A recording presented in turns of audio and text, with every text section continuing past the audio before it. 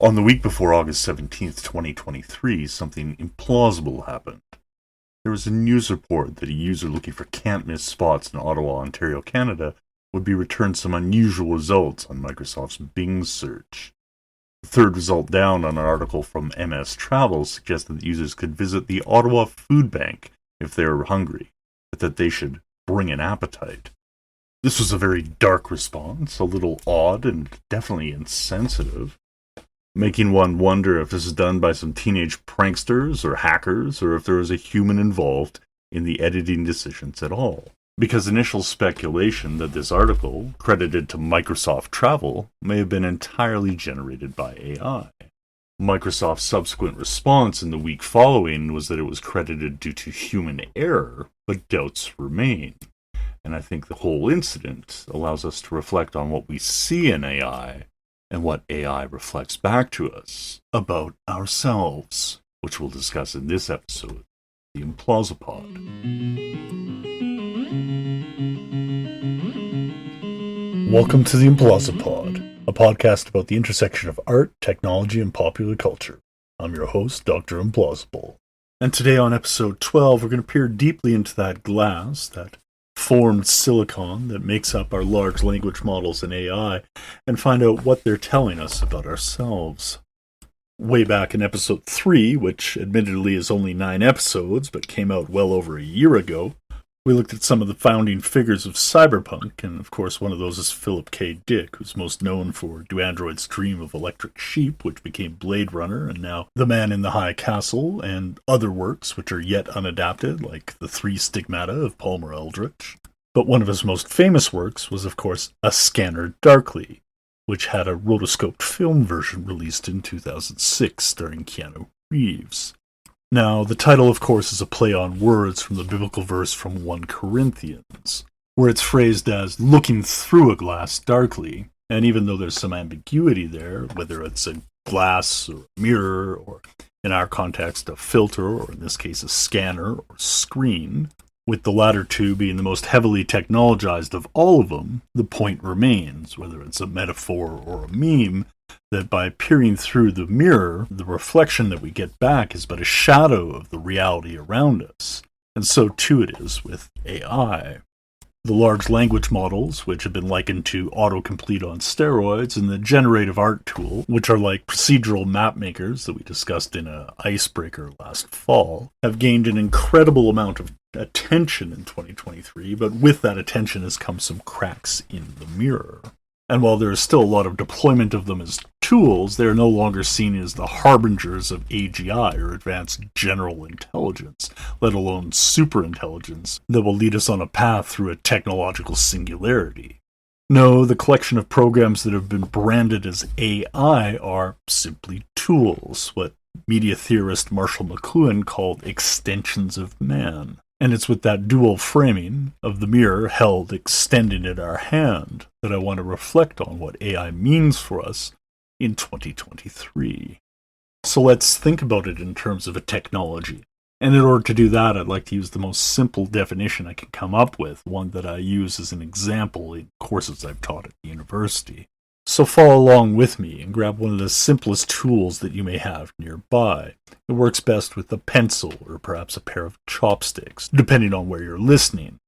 If you're driving an automobile, please don't follow along and try this when you're safely stopped. But take the tool and hold it in your hands as if you were about to use it, whether to write or draw or to grab some tasty sushi or a bowl of ramen. You do you.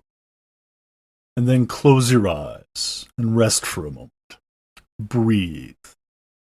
And then focus your attention down to the tool in your hands, held between your fingers. And reach out. Feel the shape of it. You know exactly where it is, and you can kind of feel, with the stretch of your attention, the end of where that might actually exist. The tool has now become part of you.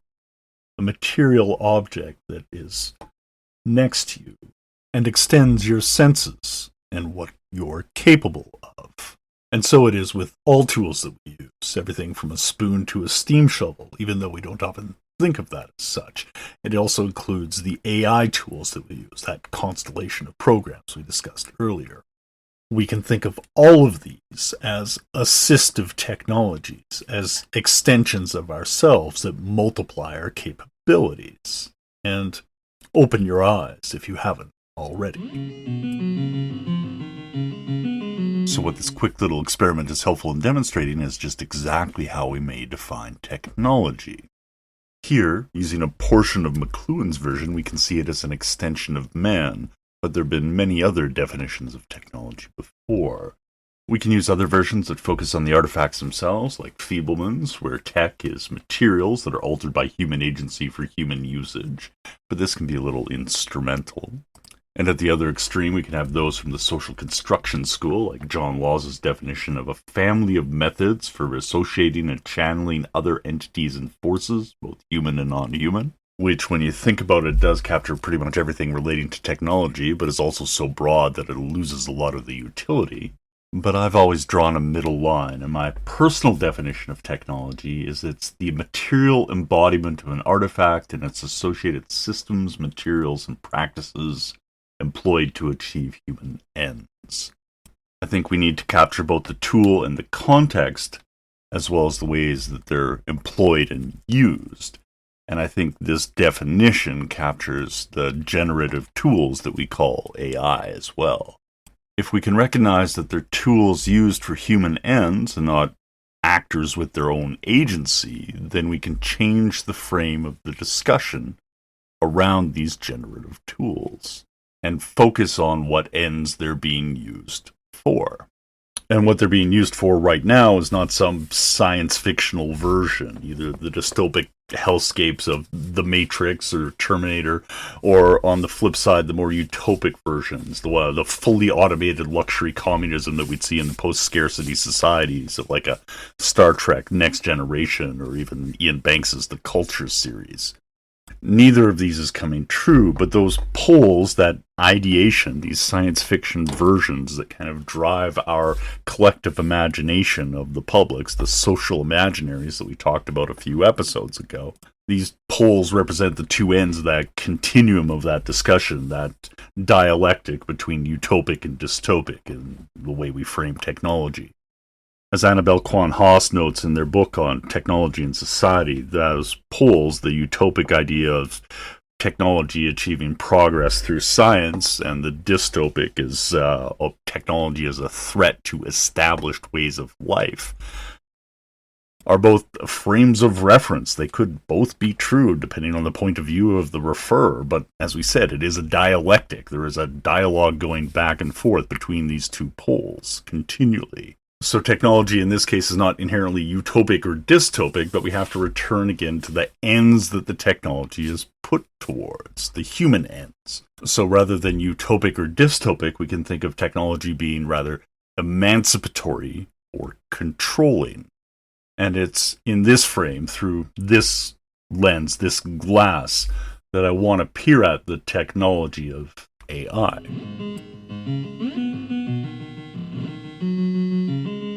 The emancipatory frame for viewing these generative AI tools, view them as an assistive technology, and it's through this frame, this lens, that we're going to look at the technology first.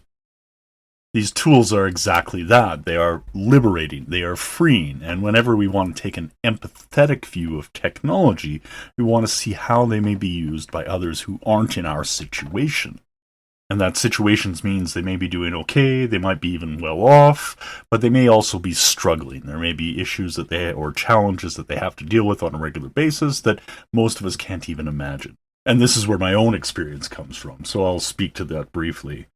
Part of my background is when I was doing my field work for my dissertation, I was engaged with a number of the makerspaces in my city, and some of them were working with local need knowers or persons with disabilities, like the Tikkun Olam makers, as well as the Makers Making Change groups. These groups work with persons with disabilities to find solutions to their particular problems that often there wasn't a market solution available because it wasn't cost effective. The capitalist realism situation that we currently are under means that a lot of needs, especially for marginal groups, may go unmet.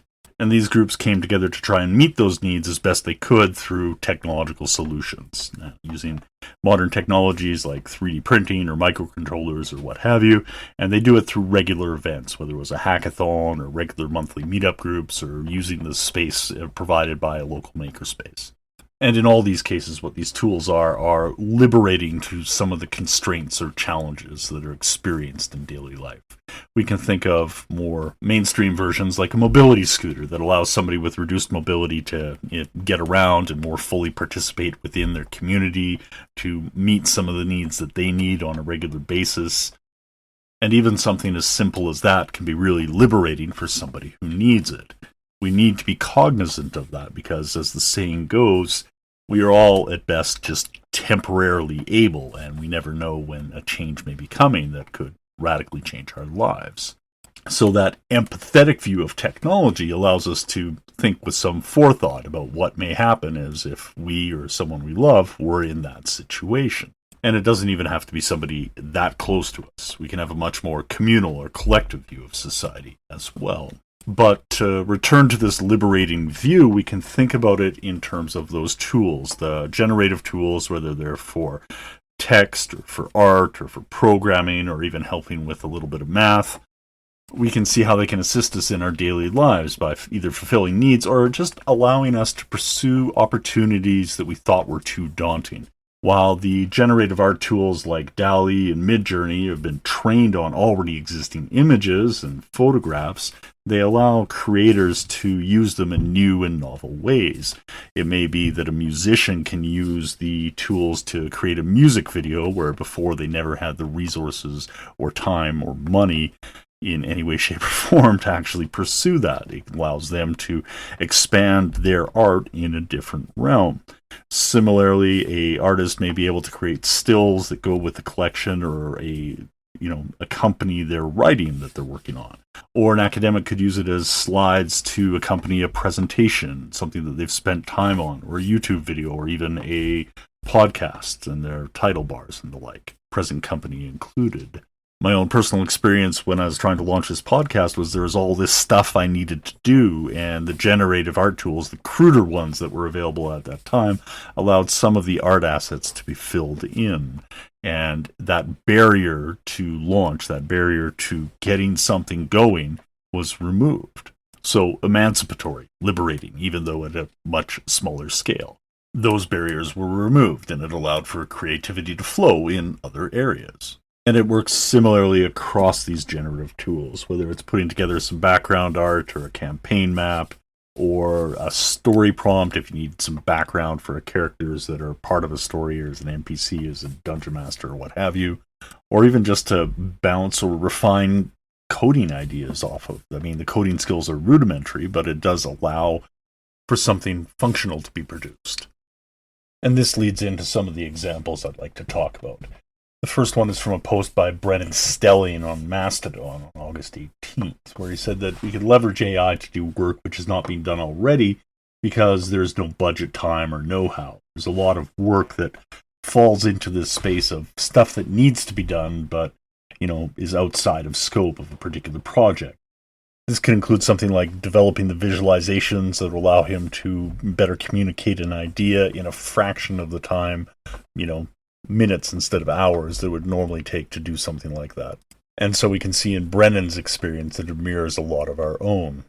The next example is a little bit more involved. In an article written by Pam Bellick and published on the New York Times website on August 23rd, 2023, she details how researchers have used predictive text as well as AI-generated facial animations that help with an avatar and speech that assist a stroke victim in communicating with their loved ones. And the third example that hit a little bit closer to home was that of a Stanford research team that used the BCI, or brain-computer interface, along with AI-assisted predictive text generation to allow a person with amyotrophic lateral sclerosis, or ALS, at a regular conversational tempo. The tools read the neural activity that would be combined with the facial muscles moving, and that is allowed to be translated into text. These are absolutely groundbreaking and amazing developments, and I can't think of any better example that shows how AI can be an assistive technology. Now, most of these technologies are confined to text and screen to video and audio. And often when we think of AI, we think of mobility as well. So the robotic assistants that have come out of research labs like that of Boston Dynamics have attracted a lot of the attention. But even there, we can see some of the potential as an assistive technology. The fact that it's confined to a humanoid robot means we sometimes lose sight of that fact, but that is what it is. In the video that they released in January of 2023, it shows an Atlas robot as an assistant on a construction site, providing tools and moving things around in aid of the human that's the lead on the project. So it allows a single contractor working on their own to extend what they're able to do, even if they don't have access to a human helper. So it still counts as an assistive technology, even though we can start to see the dark side of the reflection through this particular lens. That the fact that an emancipatory technology may mean emancipation from the work that people currently have available to them. In all of these instances, there's the potential for job loss, that the tools would take the place of someone doing that, whether it's in writing or as an artist or a translator, or transcriber, or a construction assistant. And those are very real concerns. I do not want to downplay that. Part of our reflection on AI has to take these into account, that the dark side of the mirror, or the flip side of the magnifying glass, can take something that can be helpful and exacerbate it when it's applied to society at large. The concerns about job loss are similar to concerns we've had about automation for centuries, and they're still valid. What we're seeing is an extension of that automation into realms that we thought were previously exclusively bound to, human actors, creators, artists, writers, and the like. This is why AI and generative art tools are such a driving and divisive element when it comes to the current WGA and SAG-AFTRA strikes. That the future of Hollywood could be radically different if these see widespread usage. And beyond just the automation and potential job loss, a second area of concern is the one that ChatGPT and the large language models don't necessarily have any element of truth involved in it, that they're just producing output. Linguists like Professor Emily Bender of the University of Washington and the Mystery AI Hype Theater podcast have gone into extensive detail about how the output of ChatGPT cannot be trusted. It has no linkage to truth. And there's been other scholars that have gone into the challenges with using ChatGPT or LLMs for legal research or academic work or anything along those lines. I think it still has a lot of potential and utility as a tool, but it's very much a contested space. And the final area of contestation that we'll talk about today is the question of control. Now, that question has two sides. The first is the control of the AIs. One that most often surfaces in our collective imaginary is that idea of rogue superintelligences or killer robots gets repeated in TV, film, and our media in general.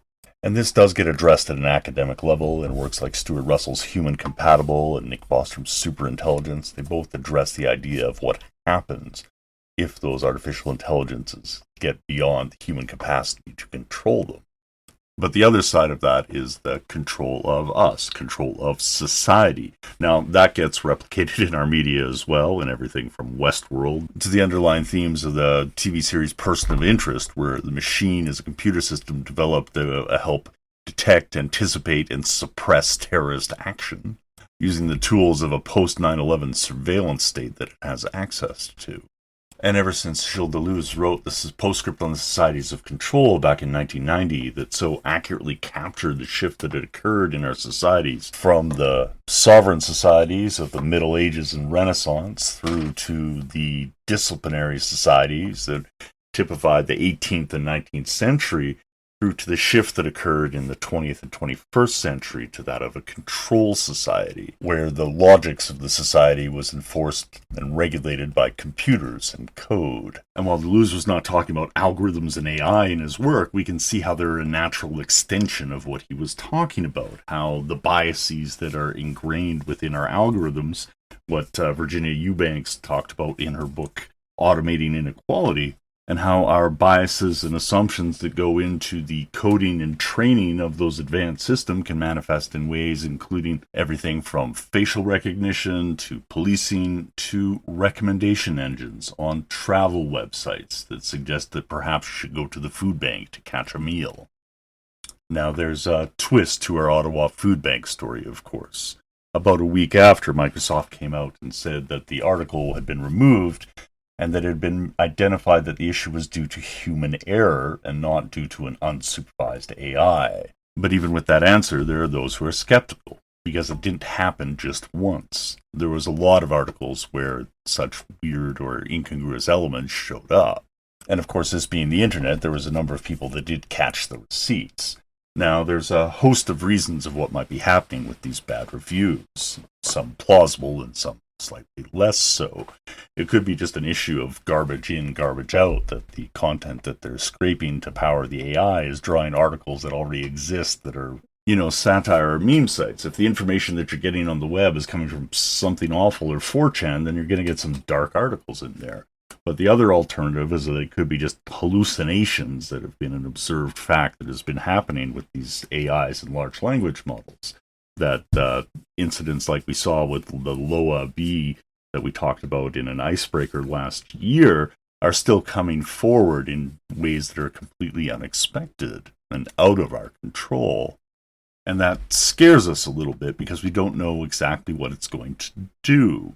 When we look at the AI through that lens, like in the mirror, what it's reflecting back to us is something we don't necessarily want to look at. And we think that it could be revealing the darkest aspects of ourselves. And that frightens us a whole lot.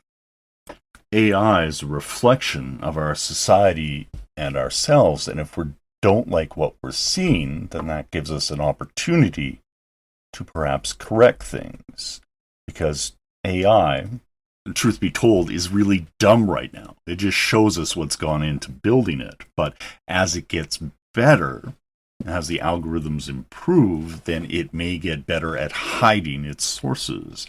And that's a cause for concern.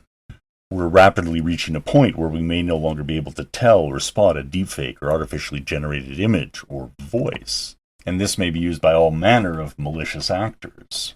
So as we look through our lens at the future of AI, what do we see on our horizon?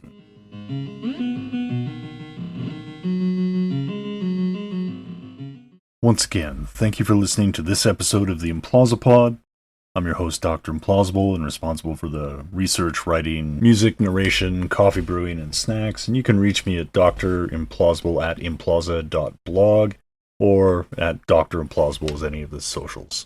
We will be back with another episode in a week or so as we look at one of the other issues plaguing our large language models and AI, the issue of information and what happens when you've already looked at it too much, and some related issues in both the media sphere as well as with social media when we look at an episode entitled Context Collapse. See you soon.